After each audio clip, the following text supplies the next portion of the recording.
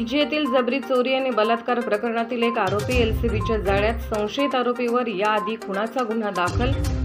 मिरज तालुक्यातील निलजी येथील पती व मुलासह राहणाऱ्या घरावर 4 जणांच्या टोळक्यांनी जबरी चोरी आणि महिलेवर बलात्कार केल्याची घटना घडल्यावर सांगली जिल्ह्यात एकच खळबळ उडाली होती. त्याच्या अनुषंगाने खुद्द कोल्हापूर परिक्षेत्राचे पोलीस महानिरीक्षक सुनील फुलारी, पोलीस अधीक्षक संदीप घुगे, अपर पोलीस अधीक्षक रितू खोकर आणि उप अधीक्षक प्रणिल गेल्डा यांनी आरोपीच्या तपासासाठी चक्रे गतिमान केली होती. यासाठी पथकाची स्थापना करण्यात आली होती.